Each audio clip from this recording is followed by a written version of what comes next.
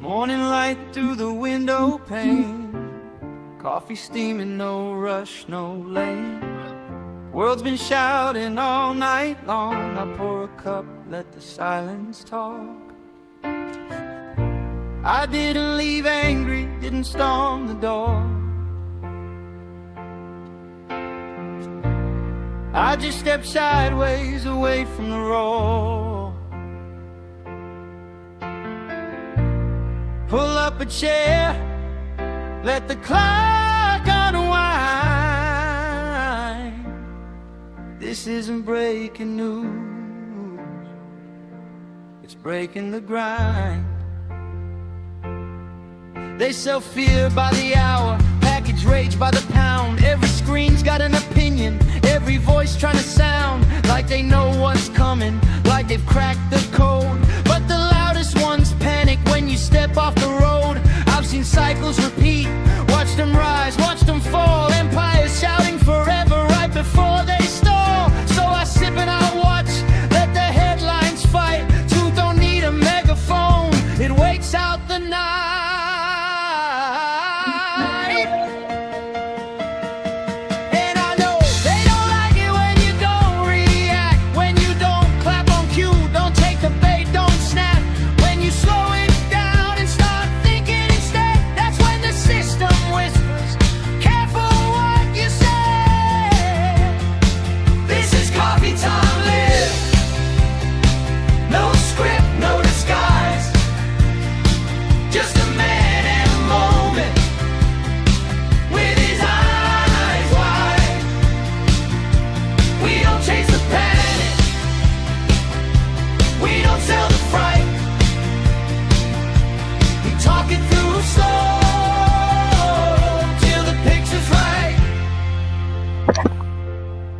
They want speed, they want fire, they want sides, they want lines, they want heroes and villains every damn time. But life ain't a headline, ain't red versus blue. It's quiet decisions people never review.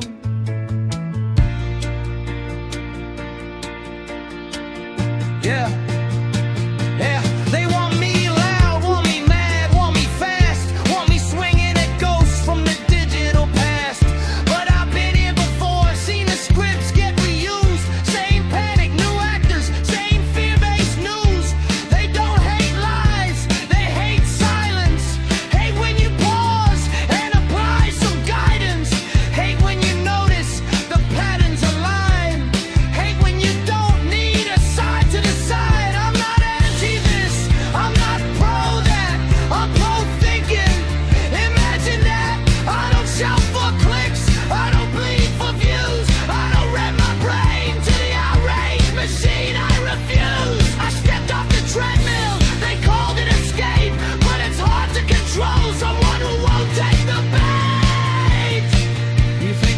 Loud?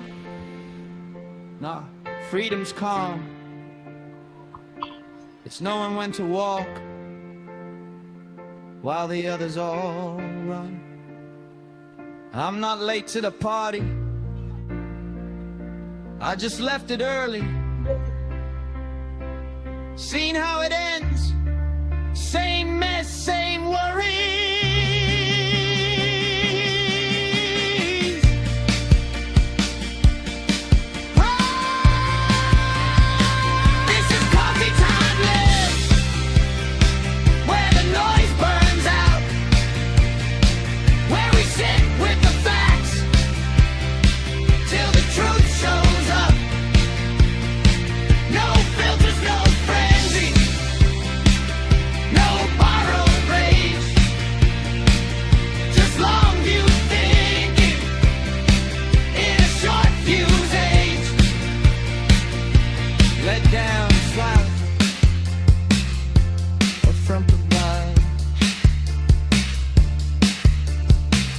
Take a breath, let the cup cool down.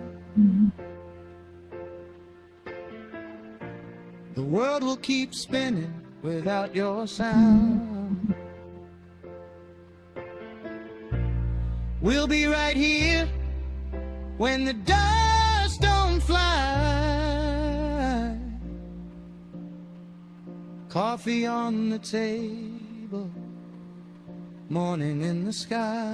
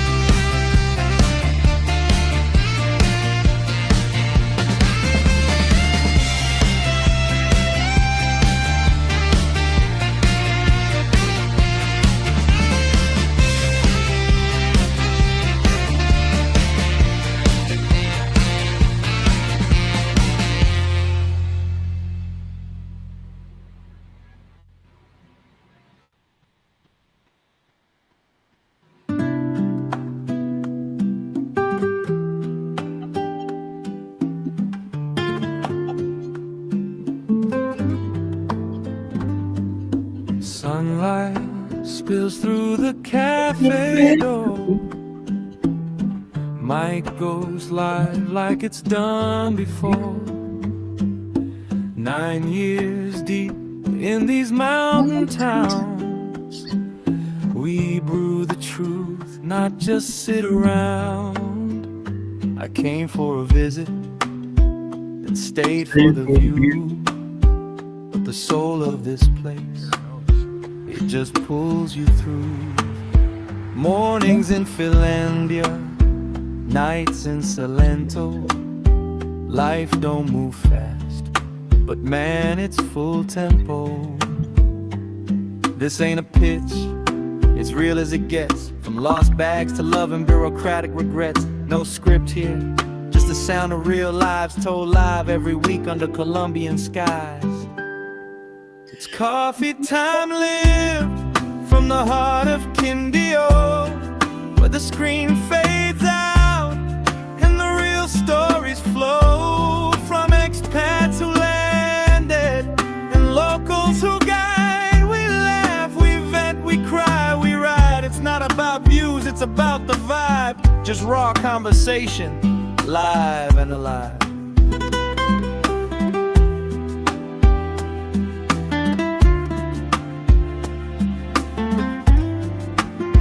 Got folks tuning in from every time zone, asking what's it like to make this place your own. It's mango trees, it's rent debates, it's finding peace past the clickbait gates. Some days we talk visas, some days we just breathe and sip dark roast while the valley grieves through mudslides, marches, markets, and mess.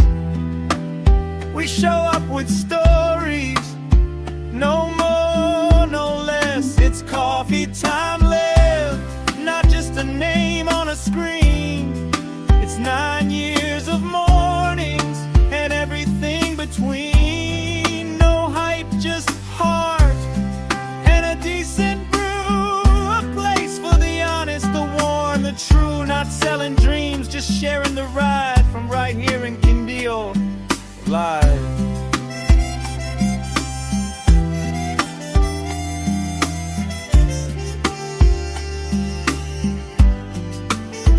And if you've ever felt a little lost or wide awake at dawn, this show was made for you to lean on.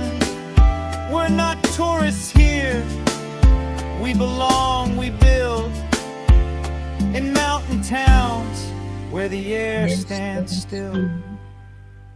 So bring your mug, your doubts, your days. We'll light them up in soft cafe rays. It's not a podcast, it's a porch light glow. It's home and a headline, a yes and a no. It's coffee time, live. Come as you are, from my table in Colombia to wherever you are.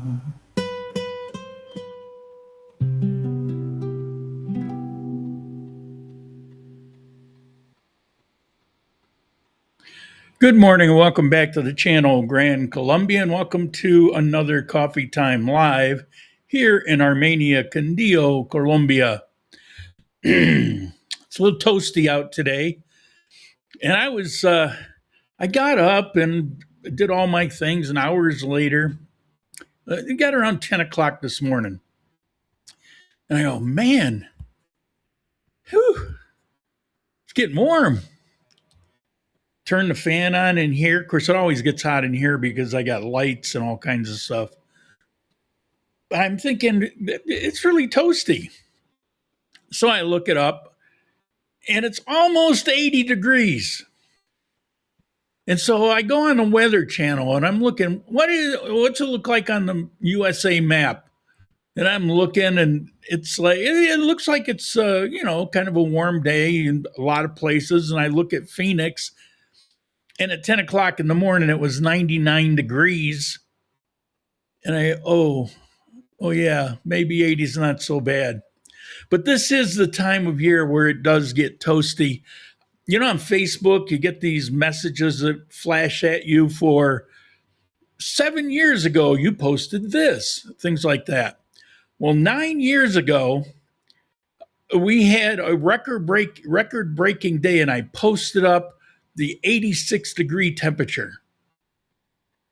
It was 9 years ago today. Okay. Chad, how are you? Good morning. We've been messaging back and forth this morning. I can't believe you didn't save that contact. You know, I spent 5 minutes digging back through the What's Up chat to find it, which you could have done. Well, you probably erased them all. I never erase them. Mr. B. Nick, how are you? Andromeda Surfer, back in Belgium for the summer and work. Well, I'm not. I'm here and I'm happy. Olga, how are you? Good morning. Man, you guys been around forever. You've been around forever, and I do appreciate it. And let's see. How's our attendance? Not bad. Something wrong with my glasses. I got some kind of, I thought they were dirty. There's some kind of fog right where my eyeball goes. Papala, hi from Montreal. How are you doing? You know, I was born about 100 miles north of Montreal, yet I'm an American citizen. Shh. That was back when the borders were, there was no border. You just walked from one place to the other or drove from one place to the other. They didn't even have custom stations back then. Mr. Zell, how are you doing? Good morning. Cali? You're in Cali? I bet it's hotter than 10,000 hells there. Cali is always hot.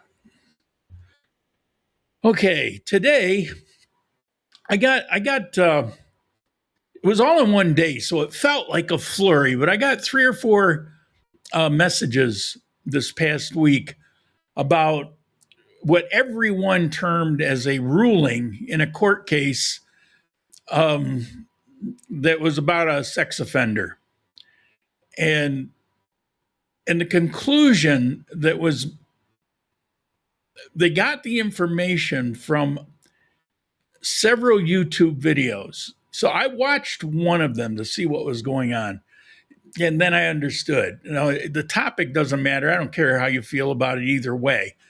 Today's video isn't about that. Today's video is about the legal system in Colombia, and something that people that come here don't understand because they have a unique characteristic in their legal system that most people have never heard of, and it's even problematic in Colombia. And so that's what I'm going to talk about, because there's a couple aspects of it that I think are pretty important. As a matter of fact, in today's news headline that I'm going to go over, there's some things there too. No, Louisiana, hot Louisiana, yeah, imagine. Yeah, in Louisiana, it not only gets hot, but it's every time I went, it was always muggy. Now, I'm sure there's times when it's not, but it seemed like whenever I would go, I always went for things like a convention in New Orleans, for example, something like that. And it was always muggy. But yeah, it's the only thing worse than hot is muggy. And every time I've been to Phoenix, it was always hot, and it was fine. You know, the temperature in Phoenix actually wasn't bad if you could stand in the shade. The minute you got exposed to that sun, you just wanted to die. But in Louisiana, it didn't matter if you were in the shade or in the sun. It was just always so humid, you couldn't breathe. True or no? I don't know. That's just me. Never really ask anybody. Good morning from Vancouver. Oh, there's a cool place. How are you? Okay.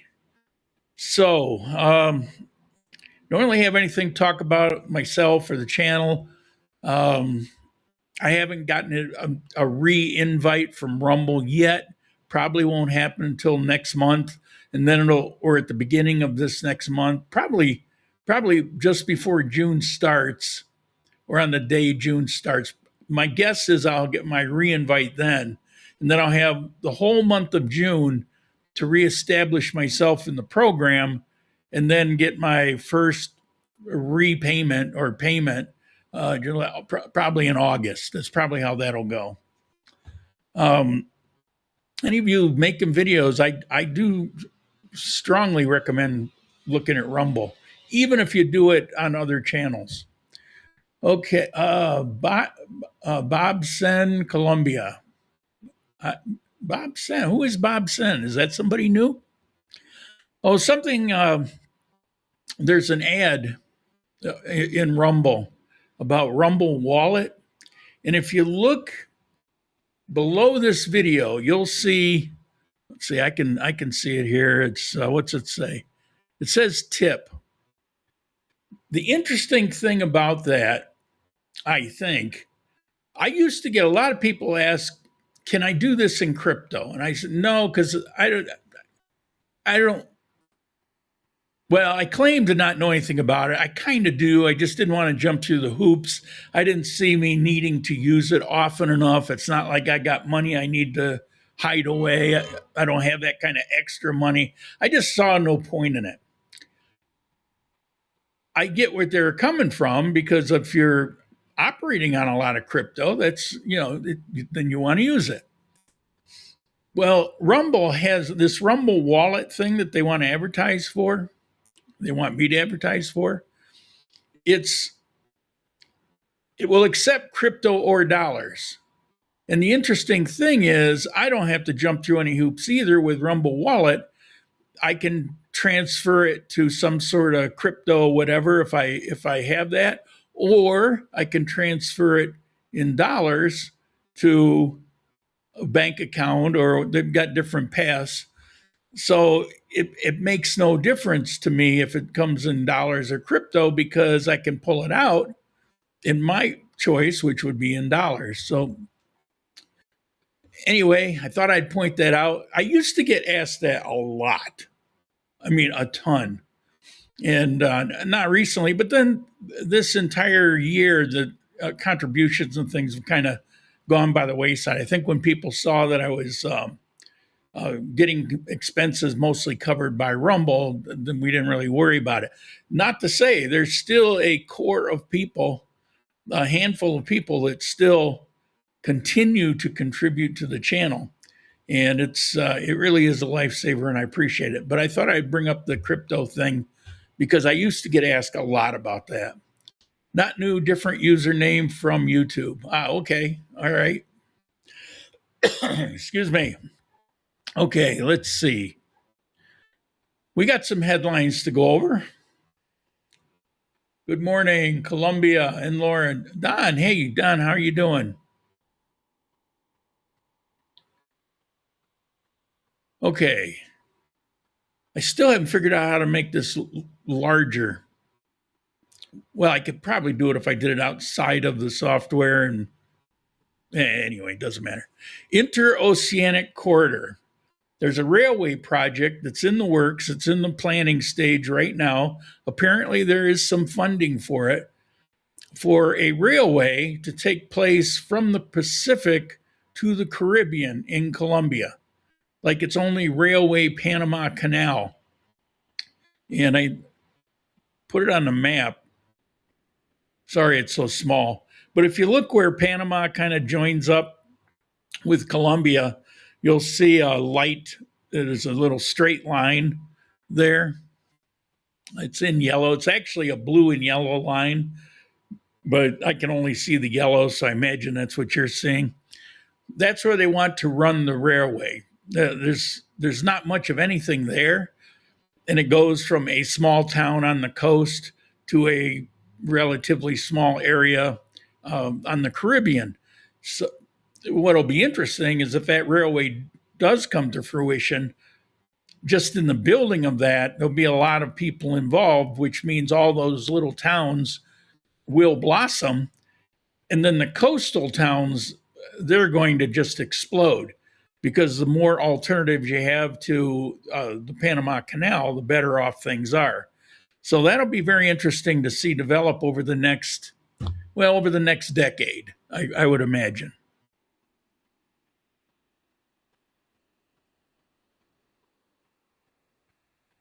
Okay, next one. Colombian immigration authorities expel Casey Redbeard for allegedly promoting sex tourism in Medellin.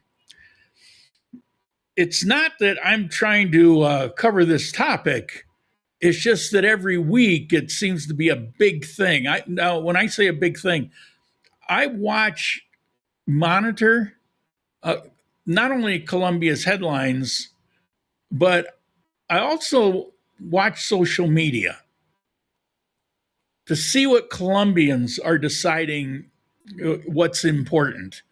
And this is another huge story throughout Colombia. It's another one of those foreigners, thinking that all females in Colombia are about sex. And here's what happened.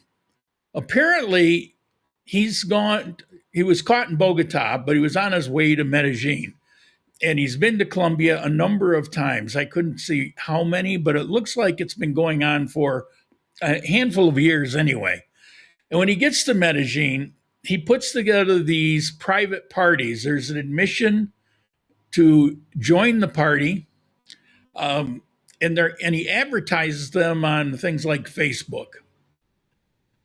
And he'll advertise to the guys, but he'll also run separate promotions to females, telling them that it's a private party, that it's only millionaires that attend, and they're very generous, and it's just all kinds of implications. And people in Medellin didn't say anything for the first time or the second time, but at some point, they got sick of seeing it. And so they began to complain to immigration about it. And so he was put on a list. And when he flew into Bogota this time around, they turned him right around, sent him back to Miami. Now, he didn't get arrested or anything. I saw something where they didn't arrest him. They just won't let him in the country. And they didn't have and didn't specifically have to have anything that says that he's trafficking or there's nothing like that. There was no legality involved. There's simply Colombians complaining, and those complaints put him on a list that says, he has a potential of being an unsavory character, and we're not going to take the chance and send him away. So I think that headline was worth mentioning just because it's big on social media, and it continues the trend that I keep seeing gaining momentum. which will be part of what I talk about today, but only in a legal system sense. All right, what's next? Without alerts and with 3,000 uniformed personnel, this is how the military operation for the elections in the coffee region will be.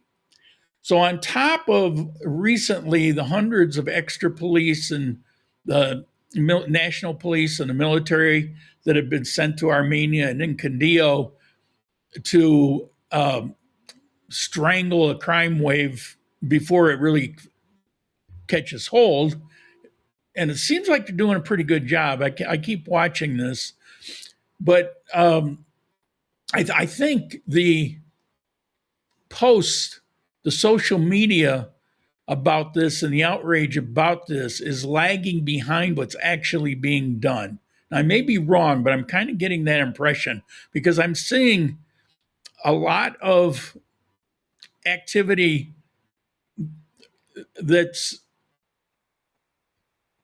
it's culminating in arrests and court cases, people going off to prison.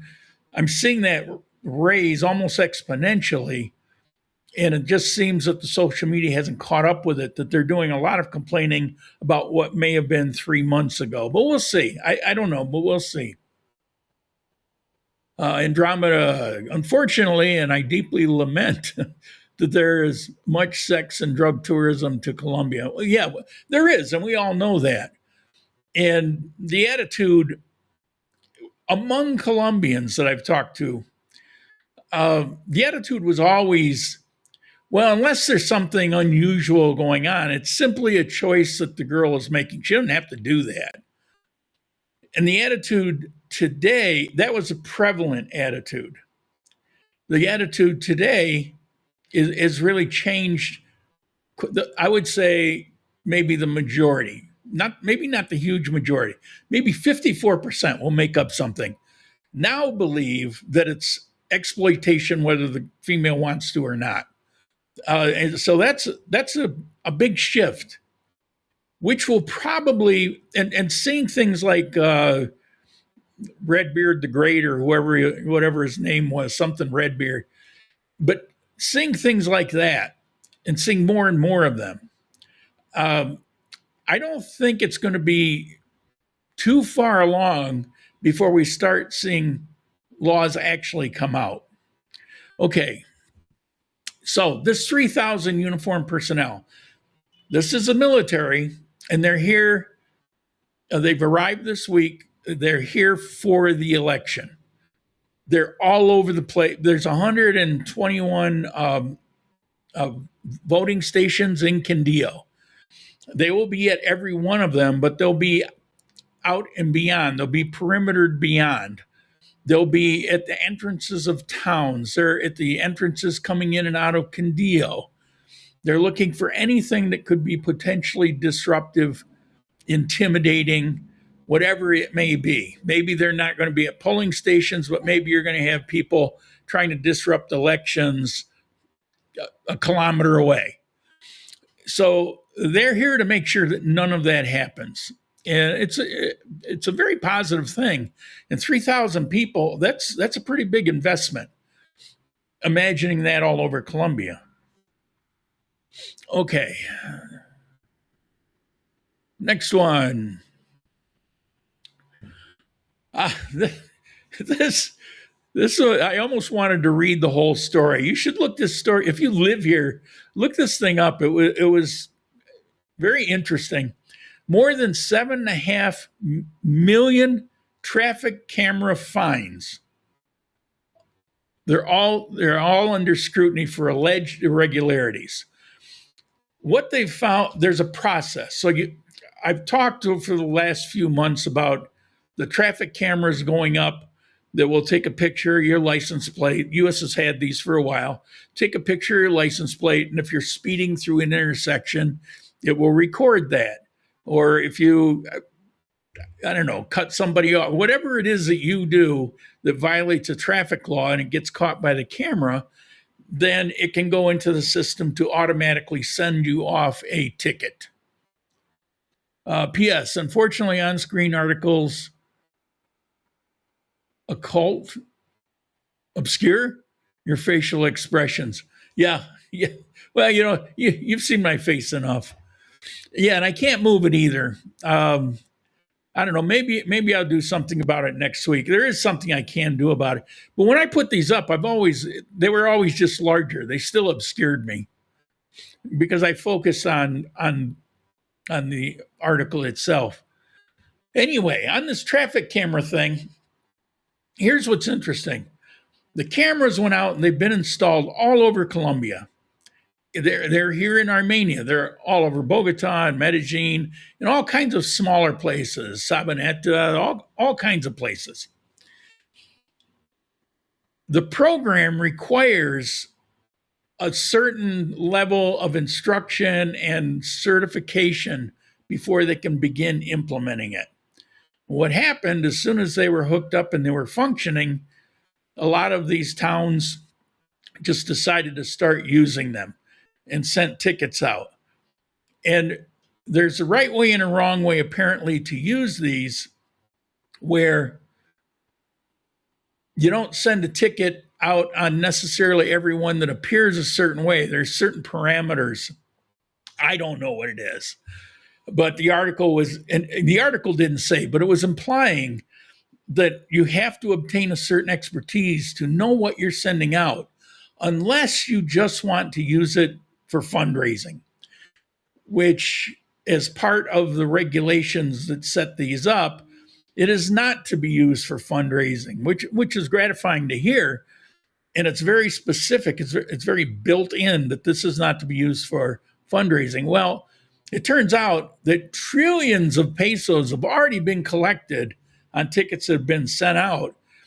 And there's an equal amount that have not yet been sent out, but it was in process to be sent out. And so they announced that those tickets are null and void because they weren't done properly. Those people don't have to pay. I don't know if they're going to reimburse the people that have already paid tickets. I don't know. It didn't address that. Hold your breath. Maybe verbally. I don't know. It's hard to get money back out of anything.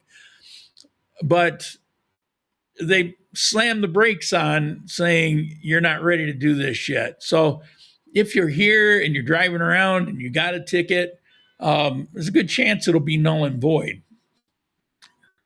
All right. Next.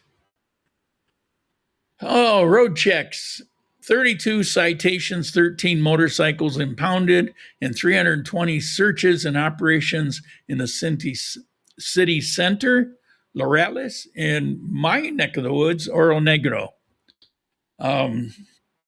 They've been doing spot road checks all over the place. The one here, they announced in the newspaper that they were going to have it tomorrow. There'll be such and such, and there was. They're looking for people that are transporting things they shouldn't. They're looking for motorcycles that are not legally registered and insured, which is a huge problem. Whenever they put up a road check, they're guaranteed to catch people. Because I heard once, I don't know if it's true or not, that half of the motorcycles on the road are not legally registered to be on the road.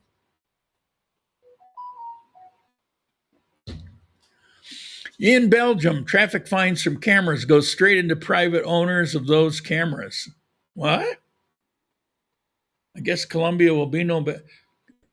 Traffic fines from cameras go straight into private owners of those cameras. So they're not public cameras. They don't belong to the police force. Or you're saying they're private institutions that operate them. Maybe that's what you're saying. So it's not a government agency that operates them. It's kind of like in the U.S. where you have some prisons that are privately operated. These cameras are privately operated, and so the fines go straight to them. Well, of course, pay for the system, right? Yeah. Okay. I'm a little slow sometimes. What's my next one? I think I did that one. Private sector. Okay, gotcha. Yeah, I got there eventually. And my last one, which will relate to today's topic, Constitutional Court orders EPS health system to begin orthodontic treatment for minor victim of school bullying. What was interesting about this was because it ties into what I'm going to talk about today. Constitutional Court, aka Supreme Court, except it's Constitutional Court. It has a power of Supreme Court. You can file what's called a tutela. Tutela, I believe it's pronounced.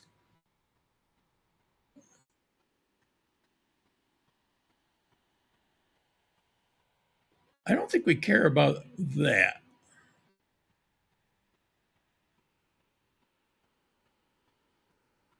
I'm not really talking about the Fed in the US. Okay. This tutela, anybody without a lawyer can file with the federal government here in Colombia. Well, this case is about a 15-year-old that has problem with his teeth. It's painful when he chews. He's got some kind of over or under bite. I'm not sure exactly what. I was a little confused over some of the words. It was in Spanish.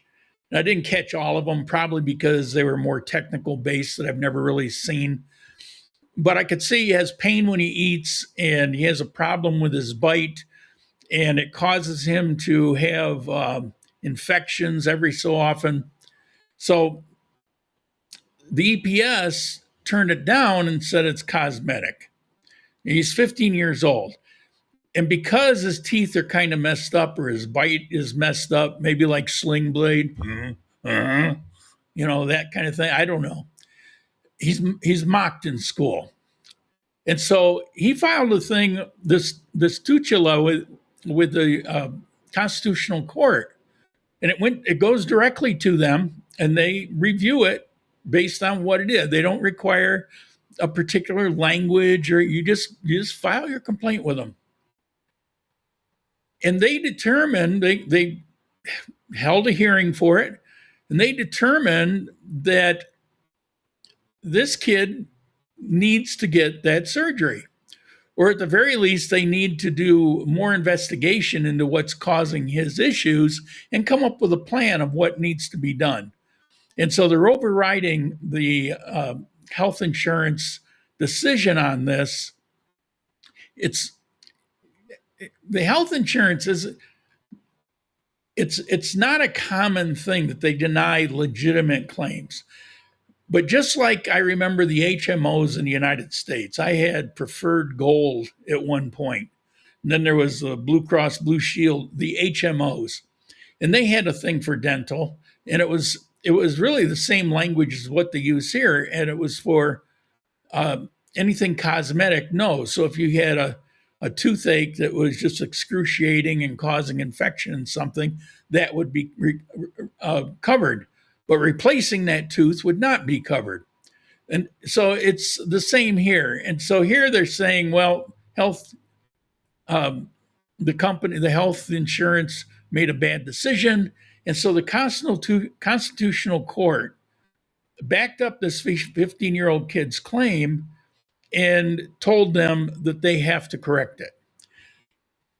So normally that's not a story I would bother with, but it feeds right into my topic today.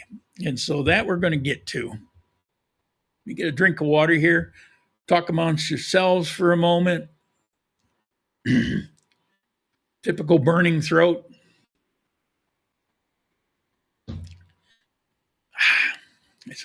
I've been here so long this morning, my water got warm. Okay. We need those big chats. Oh, down here. Yeah, we'll leave them. Okay. So, if you've been on YouTube this past week, you probably have seen the videos that I was talking about. Colombia bans prostitution. Colombia outlaws sex work. These are some of the headlines that I saw.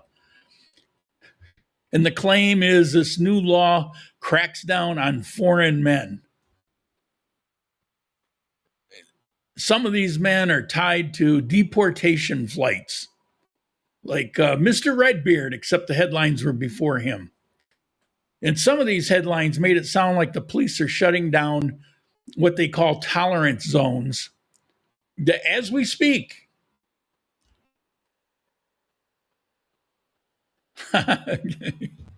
Okay, chat. Anyway, none of that is true. Not one word of that is true. No law was passed. No law has changed. Prostitution is legal in Colombia today, the same as it was 2 weeks ago. The tolerance zones are open. Nobody banned anything. What actually happened is a court convicted a man in Medellin for sexually exploiting children, girls that were aged 11 to 13. And he got over 20 years in prison. While writing that decision, the judges added their opinion that prostitution in general, not just involving minors, should be understood as exploitation, not as work. Now, that opinion is significant, but it's an opinion written in the margins of a child exploitation case. It doesn't change any law. It's like it's almost an afterthought that they threw in because they want to bring attention to something. It has nothing to do with the case that judgment pertained to. It doesn't override other courts. It doesn't give the police any new authority. The legal expert that InfoBay interviewed said it plainly. No new crime was created. No existing law was reformed. So if someone tells you Colombia just banned prostitution, they either did not read past the headline or they're chasing after clicks. I suspect the one that I read, that was the case. Because, well, possibly. The legal system here is confusing. And so I try to step back a minute. I've known about it for a while. If I had never known about this quirk about the legal system, maybe I would have gone to some conclusion like that. So do I care about the prostitution laws or not? No, it doesn't affect me. I don't really care. It's about the legal system, which I think matters. Anyway, either way, you now have better information than everybody else that watched those videos. But here's the thing. The reason all that confusion exists is not just because YouTubers are lazy or want clicks. It's because Colombia's legal system is genuinely confusing. And most people, including most expats, have never had it explained to them. What happened last week is a perfect example of a much bigger story, and that story affects you whether you care about the prostitution question or not. Donnie, thank you. Thank you very much. I appreciate it. Very much appreciate it. What is, I have no idea what that link was there. Anyway, so let me tell you about the train crash. Colombia does not have one Supreme Court, not the way Americans think of it. I mean, back home, you have a pyramid, and disagreements go up. The Supreme Court's at the very top, and they settle it. Done. It's over. Final word. Colombia has two high courts that operate on parallel track. The Corte Suprema de Justicia, they handle criminal law, civil law, labor disputes. The Corte Constitucional handles fundamental rights in the Constitution, like that 15-year-old kid. Both courts have the final word, and there's no court above them to settle it when they disagree. I mean, think about that. In the US, you got the Supreme Court and they make a decision. You can piss and moan about it or you can celebrate, but at least it's done.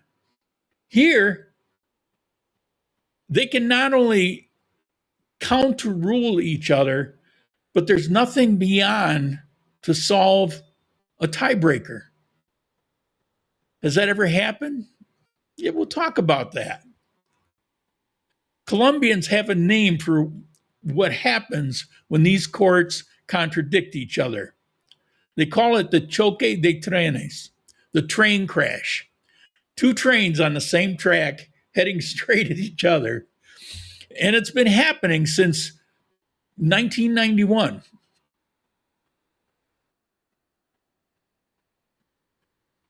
Sorry, watching chats and telling my story here. That's the year Colombia wrote its current constitution. And there's a reason they build it this way.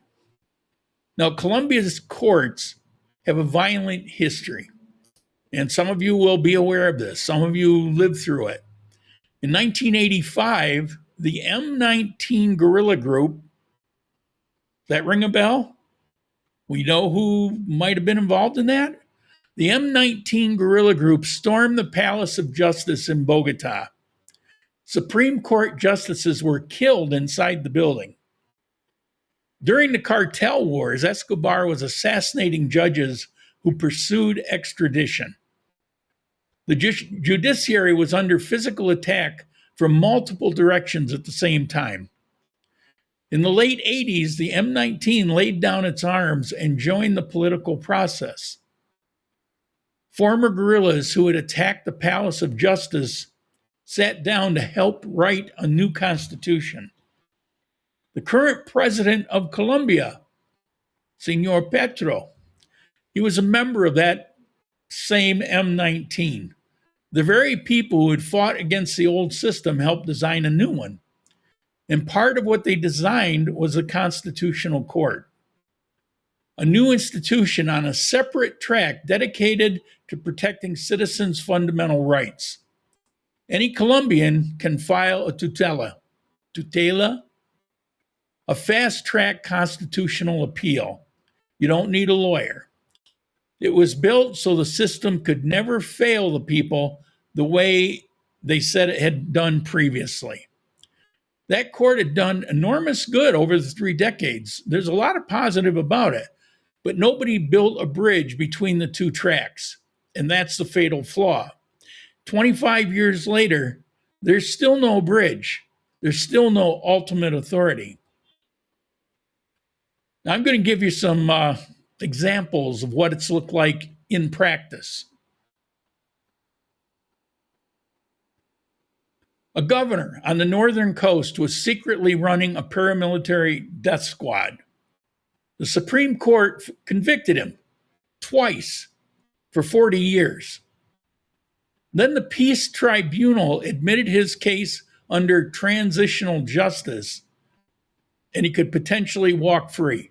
Same man, same crimes, different track, different outcome. A government minister was convicted for diverting agricultural subsidies to wealthy landowners, sentenced and jailed. Then the Constitutional Court ordered the Supreme Court to give him an appeal that did not exist when he was convicted. The Supreme Court pushed back. Analysts said 30 other convicted officials could benefit from the same logic. One collision between the two courts nearly unraveled years of anti-corruption work. And just last year, the selection of Colombia's Attorney General turned into a standoff because supporters of Petro physically blockaded the Palace of Justice for 8 hours. Magistrates could not leave the building. The fight between branches of government spilled from legal opinions into the street. These aren't footnotes in a textbook. This is actually what happens when the system has no way to settle its own disagreements. There are some people that posit the entire purpose of having this constitutional court was to have something that sounded great and could do some good, but also could be used as a tool to manipulate people such as the man who got 40 years. So let's look at last week's ruling and why this brings us up. In 2010, the Constitutional Court ruled in an actual case with a real plaintiff that sex workers are workers. This was a constitutional court. A woman was fired from a bar and she filed a tutela. The court said she had labor rights, protections, severance pay. That's a decision with legal force, and it stands today. What the Supreme Court did last week's not the same thing. Did not hear a case about adult prostitution. It convicted a child exploiter. And while writing that decision, just added an opinion that prostitution in general should be understood as exploitation. The opinion wasn't holding, it wasn't any change in the law. It's not even what the case was about. No one's labor rights were adjudicated. No law was tested against the facts of an adult sex worker situation. So this is not two rulings facing off. It's one actual ruling from the Constitutional Court and then a philosophical statement written in the margins by the Supreme Court. They're not the same thing. The Constitutional Court previously had decided this. The Supreme Court commented on it. Now, here's the thing. Does that commentary matter? Why did they do it? Prosecutors in future criminal cases can still cite that opinion. It's not like they pulled something out of the air. They can point to that. Judges on the criminal track may be influenced by it. It may be foreshadowing a real shift. This is what I think. But right now, today, nothing's changed. Adult prostitution is legal. Constitutional Court's labor protections stand. There are labor protections. No new law exists. And that's what these clickbait videos don't seem to understand. They treated a comment as a decision. And then they reported an opinion as though there were a ban. And some of them creatively tied them to past deportation flights that have nothing to do with the ruling with the opinion. The reality is more complicated. One court signaled where its thinking might be headed, and that's all that happened. But here is why this matters to you, even if the prostitution question, you don't care. Because the train crash, which is what Colombia's call the system, is not limited to one issue. It's built into the system, and it touches things you actually care about. For example, you buy a property, you close the deal, everything's legal. And then the seller files a tutela claiming their fundamental right to housing was violated. Your purchase was final in the civil court, but the Constitutional Court might see it differently. Same property, two tracks, two possible outcomes. Or let's say you hire someone to work in your home or your business, and then you, for whatever reason, you let them go. You pay them severance. You're all done, right? Well, not necessarily. A tutela can reopen it on constitutional grounds. That's even a part-time housekeeper. The right to dignified work, to due process.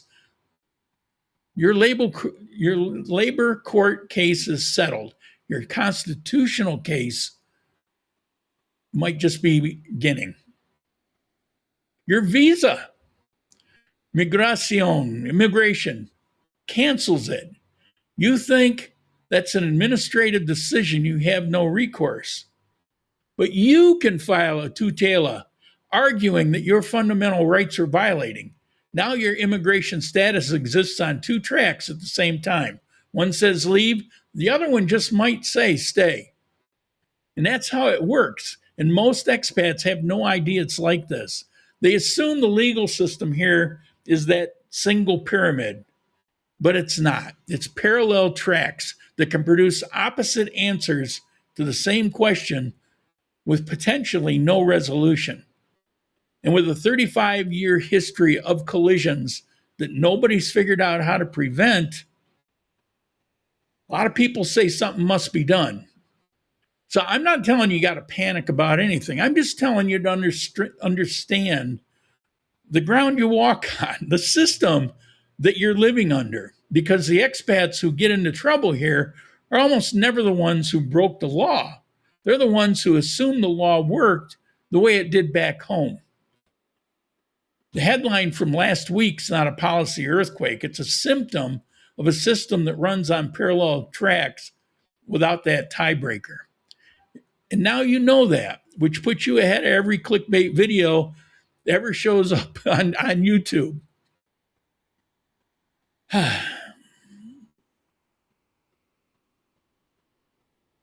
It sure sounded like what those YouTube videos were saying.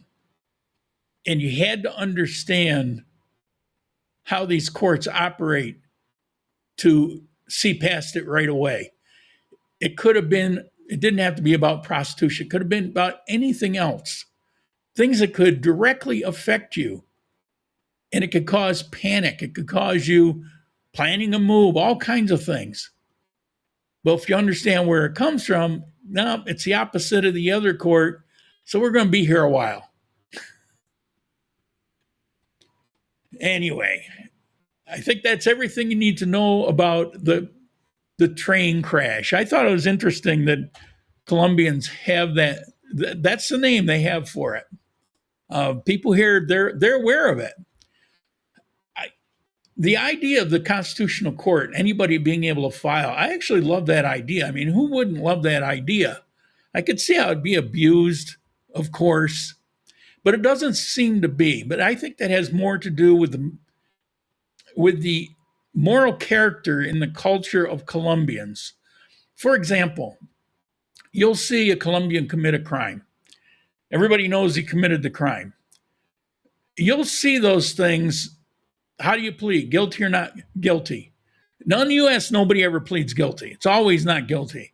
Here, if they did it, they own up to it, and they'll plead guilty. You see it all the time.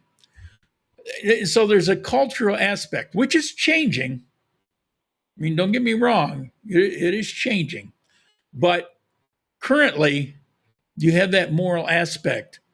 And that's what keeps maybe a part-time house cleaner that you have an agreement with, and then for whatever reason, you send her down the road. Maybe, I don't know, maybe she's just doing a lousy job, whatever reason, whether it's amicable or not, she goes down the road. Currently, anybody can file with that court system. And it happens. It happens with people. And so you need to be aware of it. On the other hand, very few people will abuse that system. Now, 5 years from now, 10 years from now, probably not going to be the same way, because people are headed in the same directional attitude as people in the U.S. When I was growing up, a man's word was his bond. People were far more honest. They owned up to things. That's because I'm ancient. You almost don't see that anymore. I mean, it still exists a little bit here and there, but it's almost extinct. As a matter of fact, people that are like that, in a lot of cases, they'll be called a fool. Well, why are you admitting to that? Well, because I did it, and I'm going to take responsibility. No, you never admit, that's the U.S. And that's the direction that Colombia is headed. And it's a shame. It's a real shame. J. Beto, hi, Lauren. This is James from Miami. We went to see senior care places. Yes, I remember you very much. And that was, I did a couple videos on that. And I think it was very helpful for a lot of people. So I want to thank you for that. This past year, I kept thinking, man, maybe I should just go there. Let them take care of all these things that I'm having trouble with. Owen, no contest. Donnie, what'd you say? Oh, a hint of things to come. Oh man, this is actually good info to know. Thanks, Lauren. Got to run. Take care. Yeah, I try to come up with stuff that matters. I almost didn't on this one because these things can be kept pretty. This isn't exciting. This is not an exciting topic. I'm not all that exciting of a person. I'm certainly not pretty to look at. I'm failing at growing a beard. You know, I used to have a beard. And it was nice and it was pretty full. I've been trying to grow this thing just for the sake of it. I won't keep it. I don't want one. But I figured I haven't had a beard in a long time. So I figured I'll grow it. I think I'm going on my 5th week of this sparse, patchy, miserable excuse for a beard. What the hell happened? My fingernails grow fast. My hair grows fast. This doesn't even want to grow. And on top of that, what it's coming out as is these more straight, fine hairs. It used to be like this curly, more stiff hair, which I have here. But here, no, it's like I'm petting a kitten. All right, greatly off topic. In America, they plead no contest. Well, there is that too. There's that. Although it's not the same as pleading guilty, but there is that. You don't see those things very often. Where here, you'll see more pleading guilty than you'll see anything else. If they committed the crime, more often than not, they're just going to say guilty. I was surprised, but I keep, as I look at these headlines and read these stories, I just see it over and over and over again. I don't know what percentage, but I've come to the conclusion. I keep reading all these cases, and they keep saying, "Yeah, you're right. Yeah, you caught me. I did it. I'm guilty." Different. Okay.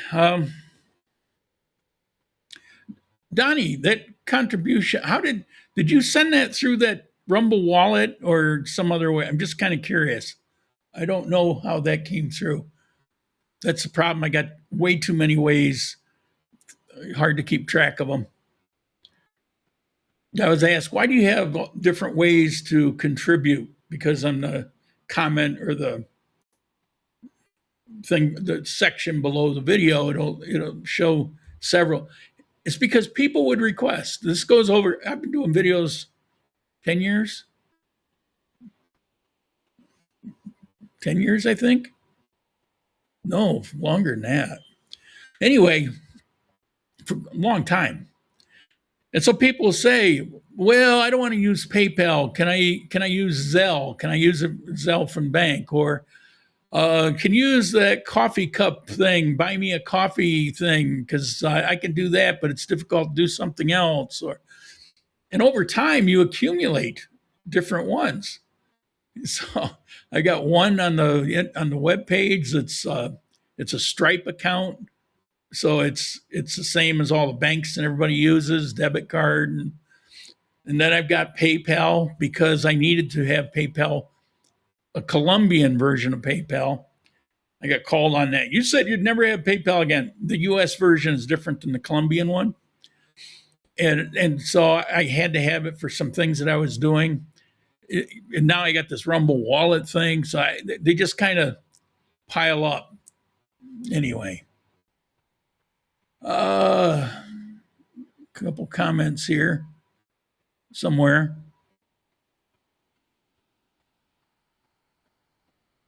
Oh, here we go. By the way, prostitution in Colombia is moving from the streets to self-employed online, like the popular sites. Miliraticus, I don't know, that covers every state and city in Colombia. Well, yeah, I met a guy in central Armenia maybe 7 years ago. And I went into this place to have lunch and I sit down and I order. And my Spanish was really bad then. I can get by now, but it's obvious that I'm not Colombian. But back then it was really bad. A lot of pointing and gesturing and stumbling through words they don't understand. But I ordered lunch. And this guy comes over and he says something about I'm from North America or whatever. And I said, yeah. He says, well, can I sit here? Can we have lunch together? Yeah, sure, whatever.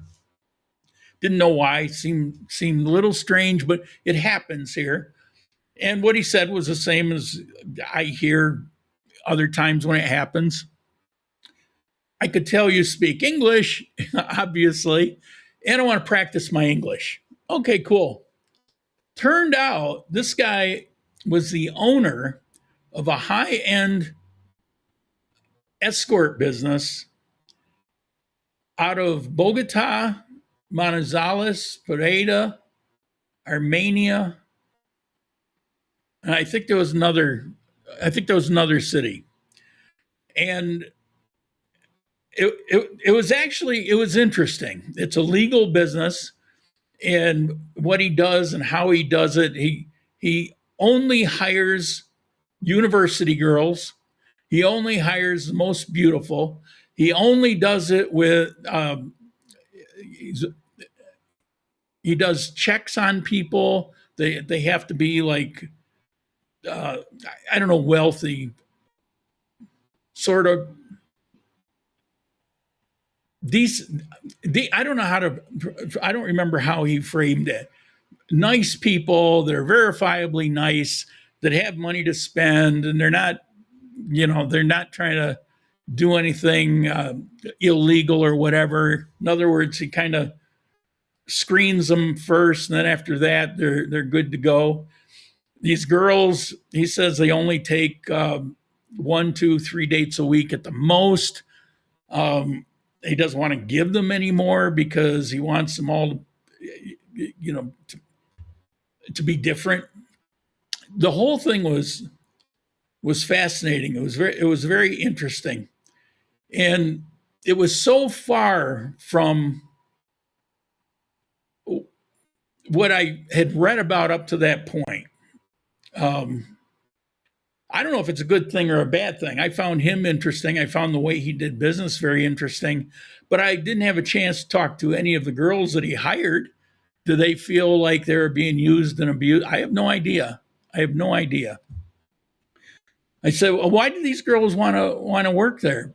Well, because they don't have to really do much of anything, invest any of their time, and it's enough to pay for their books or tuition or whatever.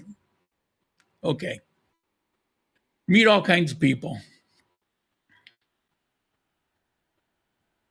I sympathize to all with regards to aging. I'm 53, taking care of my 94-year-old parents when back home. It sure is a wake-up call. Yeah, you notice I didn't talk about my health today. I just want to stay away from that because how old people, all we have to talk about is our health. And I know it's a turnoff, and I know nobody really cares. I mean, some sort of care, but not really. So I try to keep that stuff to myself from now on. Mr. Zell, innocent until proven guilty in the U.S. Massive growth of lawyers in the U.S. Even bad attorneys have work. Well, it hasn't changed. It's kind of the way it was. My first ex-wife was an attorney. To make it worse, I put her through law school. Yeah, that came back to bite. Not really. I actually won when we divorced, but still. All right. I think that's all the chats I've got. We're running up on the hour, so last call for any kind of chats. If you notice up at the top there, I put a link. It seems like nobody's ever going to be interested in this. It's a feature of this new program that Rumble has given me, where you can actually call in. So instead of typing, you can call in just like the old radio shows. Oh, Rush Limbaugh taking our Friday, whatever, I forget what he called it, Friday, where people would call in and, hey, Rush, dittos and da-da-da-da. And yeah, it's like that. Only I'm not Rush and there's no dittos here. What's he say? Keep it to yourself. I'm sure we all would love to retire in Colombia, though. I'm glad I've been going through whatever I've been going through here in Colombia. I'm very fortunate for that. As a matter of fact, I said in the temperature when I began about, I was kind of moaning because we're into this is like the hottest time of the year and I don't like it hot. And so I was kind of pissing and moaning until I saw at Phoenix, it was 99 degrees at 10 o'clock in the morning. And it got me thinking at that time, I'm thinking, what else am I complaining about? Well, in my head, I've been complaining about the exchange rate just because things are tight, the Rumble thing and the exchange rate, and it's just all of that kind of stuff. At the same time, my rent goes up, and so you get kind of those cross pressures. And so I started looking on the internet at, I looked at a supermarket, I looked at Wegmans, and you can see prices there. Now, I did this a couple years ago. I think the last time I did a cost of living thing with a price comparison. Well, a lot of things can happen in a couple years. I about had a heart attack. Oh, yeah, we're not talking about my health. I about fell over backwards. Seeing the prices that people are paying, and then I'm thinking, and I'm pissing and moaning about, like last time I went to Price Mart, bought this big chunk of meat from Paraguay, I think. And it was basically a rib section without the bone, but the ribs. And I cut it up into a bunch of steaks. And I put it on Facebook because I had pretty good marbling, which can be hard to find here unless you get U.S. Angus. And you don't see that much anymore. And so I'm looking at this with the marbling and going, well, that's really awesome. So then I did the math and figured out that these steaks that are about, I would say when I cut them, they were 3/4 to an inch thick and about like so size, not huge, but not tiny, just run of the mill. I didn't weigh them. I would guess maybe 3/4 of a pound, maybe a little more. And they were $5 and something each. And I'm thinking, damn, that seems to be a lot. And then I looked on the internet this morning when I was in that headspace, and I saw not prime, but I saw some ribeyes that were selling for like $29.99 a pound. Are you kidding me? That's insane. I mean, I used to think $9 a pound was crazy back when I lived there.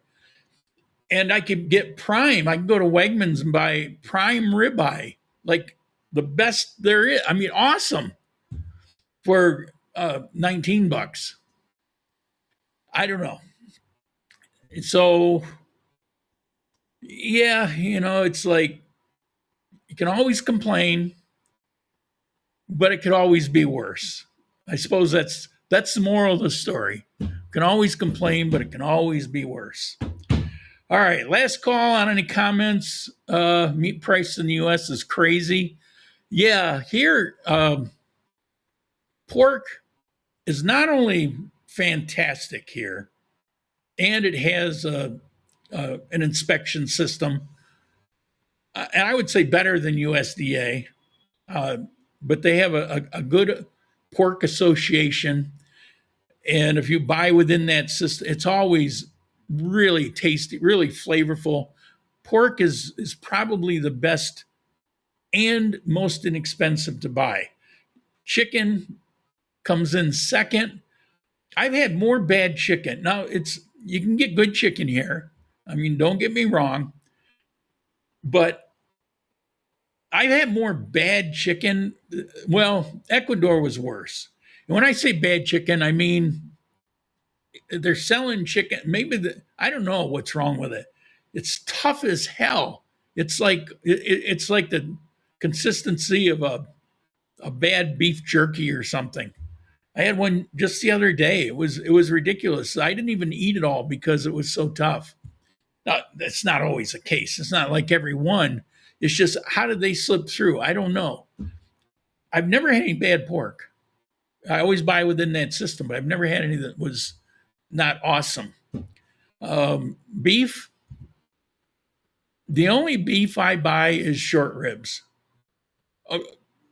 Not the only beef. For the most part, on an ongoing basis. Maybe every 3 months, I'll throw something else in there. But once a month, I'll buy a couple strips of, basically they're short ribs, but they're all connected. And I throw it in the freezer, and then I take them off and cut them in half, throw them in the Instapot along with some potatoes and carrots and whatever. And that's really the only beef I eat anymore. Pork loin, pork ribs, chicharron, love it, bacon. But come to think, I don't eat that much meat anymore. I don't eat much of anything anymore, truthfully. Anyway, that's it. We're going to end it here. Sorry, I got to rambling. Let me turn that off. And end it here. Ciao.